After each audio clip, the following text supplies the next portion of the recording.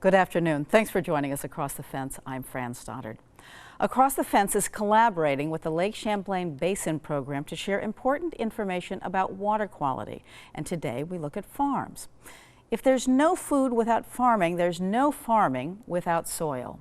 Vermont farmers use innovative approaches in addition to tried and true methods to reduce runoff and keep nutrients in the soil where they belong. Everyone knows agriculture contributes to the phosphorus found in Lake Champlain, but it's also important to learn what farmers, the stewards of the land, are doing to protect natural resources. Let's visit Stony Pond Farm in Enosburg Falls to find out how the Webb family uses a nutrient management practice that helps cows and people sleep better at night when it comes to water quality. I think of myself as a land steward in creating functioning landscapes that sort of allow humans to kind of harmoniously be a part of a much bigger system. Our farm is about 300-acre organic dairy and beef farm. We sell our milk to Organic Valley. And it's the size that we've picked in that it matches very well with 60 cows and the various replacements associated with maintaining a 60-cow milking herd. Agriculture contributes an estimated 41% of the phosphorus that enters Lake Champlain each year. Many farmers are helping to achieve the goals of the Lake Champlain Phosphorus TMDL by using more effective management practices to reduce runoff. With an eye towards innovation, some farmers are taking novel approaches and scaling and siting their operations in ways that minimize impacts to water quality. The key to water quality is the key to people and cows integrated harmoniously with a functioning working landscape. One of the unique aspects of our farm is that we've chosen to manage all of our manure as a solid. When we think about water quality, we think about healthy functioning landscapes, the soil being our sort of most effective manure storage system on the farm overall. And so one of the ways that we're doing that is here in our bedded pack facility. This carbon source associated with this bedded pack is a great feed source. It addresses some of the financial needs that we have on the farm in terms of a cost-effective manure management standpoint, and it's also feeding the microbial community that is the foundation of the profit side of our business. So it's really a win-win enterprise. This bedded pack facility gets new sawdust put down once a week, and then it is aggressively aerated with either a spring-tooth harrow or a rototiller on the front of a skid steer.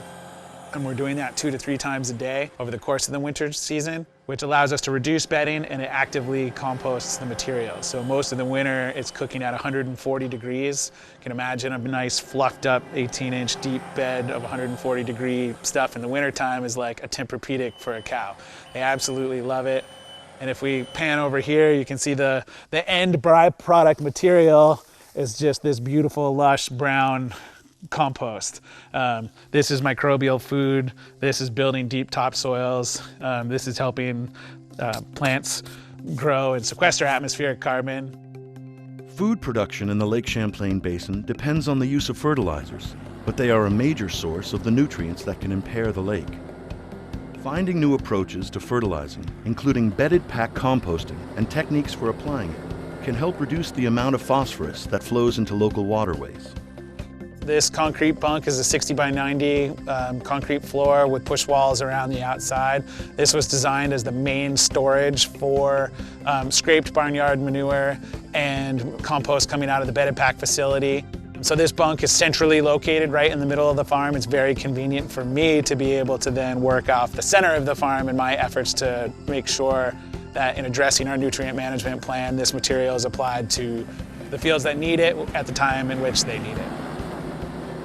The water quality decisions we make are having clean water, being able to have our soil have a lot of organic matter and filtering a lot of water, and knowing clean water is coming off from here.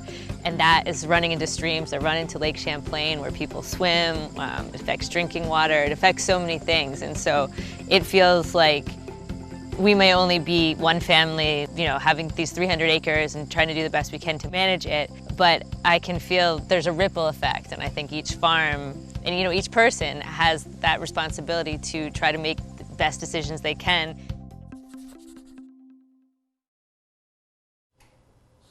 Joining me to discuss agriculture innovation and improving water quality is University of Vermont Extension agronomist Heather Darby. Thank you so much for joining us today, Heather. Yes, thanks for having me. So we've got a lot of ground to cover, literally. So let's start with the basics. And an agricultural practice that you spent your entire career really promoting is cover cropping. What are the benefits to the farmer and to the lake of cover cropping? Yeah, well, we're definitely approaching that time right now where farmers are getting ready to harvest the corn crop or the soybean crop. And once that crop gets removed from the field has nothing growing on it. And it can expose the soil that's there and bare to weather elements. And when it rains or snows or the snow melts, or wind even, soil can move. And when that soil moves, it might move into the waterways and cause some issues with water quality. So the goal of cover cropping is to plant a crop after the main cash crop, which in our case is corn for the most part. And that crop there, the cover crop, grows and holds the soil in place and keeps it from eroding away or blowing away. And that's just one of the functions of cover crops, is really to just literally hold the soil there throughout the entire year. Right. And how much land do you think was cover crop 20 years ago when you first started with Extension as opposed to today?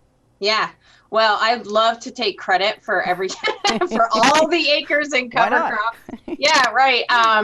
But I always tell this story. When I first started, my entire PhD dissertation was on cover cropping. That was one of the research that I was doing. And my goal was, when I came back to Vermont, that I was going to really try to get farmers to cover crop.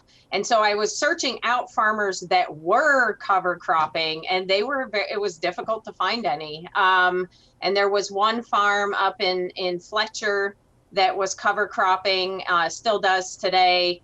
And I think they had about 50 acres or so in cover crops. And then today, of course, going from 50 to 30,000 acres roughly is where we're at today. So about a third of the corn crop gets cover crop. So we still have work to do, but some pretty big accomplishment over the last 15 years or so. Well, it's true. It's really rare to see just a brown field these days. They usually have something green going on there.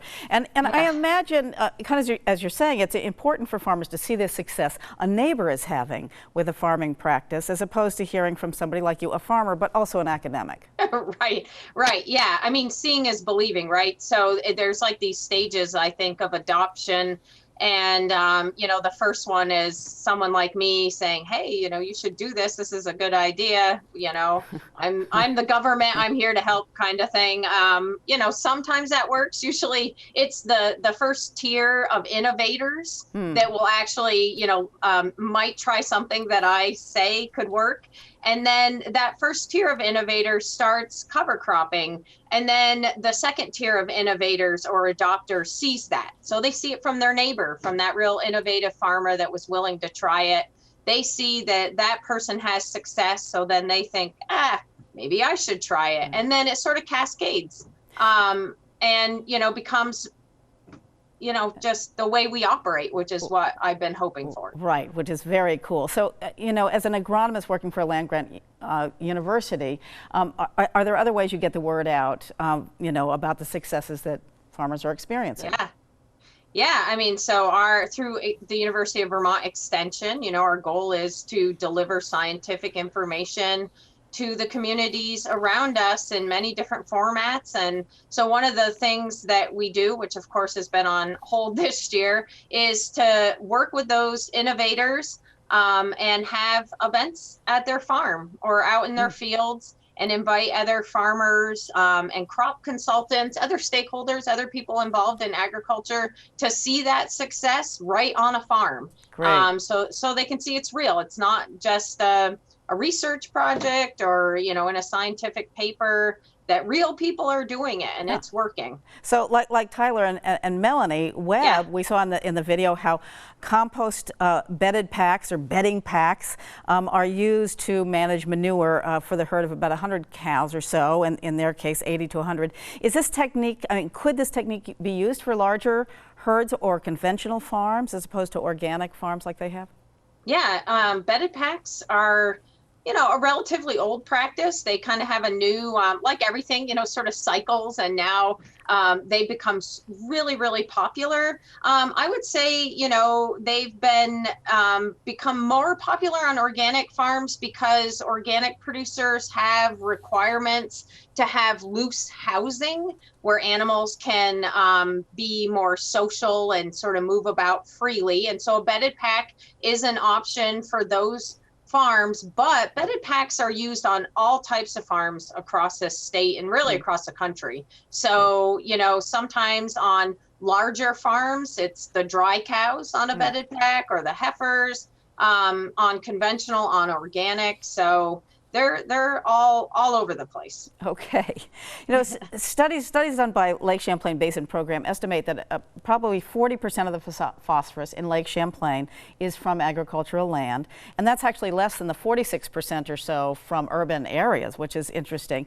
Is it realistic to think that that number can be reduced, or is it about managing phosphorus that does run off through tillage or other things? With just a minute to go. Yeah, I mean, I think about the progress that we've made, and the frame of mind that I think we're all in today that maybe we weren't in 10, 15 years ago, where we're all making changes to protect the environment. And I would say really the farming community has probably done the most. And the data really shows that. If you look at last year's report, the Clean Water Report, shows that for the phosphorus reductions in 2019, like 90% of that came from agriculture. So from their work. So yeah, I think that number is going to continue to go down. We're going to continue to fine tune our practices to reduce pollution, and we're just going to get better. And I think what's exciting to me after, as you said, which I can't even believe this at this point, I've spent a whole career working on this, is how engaged the farming community is. Like they clearly want to do their best. They're trying, and do we still have work to do? Yeah, we still have work to do. Yeah. Heather Darby, one of UVM rock stars. It's so great having you here today. Thank you for joining us. Thank you. To watch more videos from this series and learn about how farmers, municipalities, and community leaders are making a commitment to clean water, visit www.cleanwaterwork.com.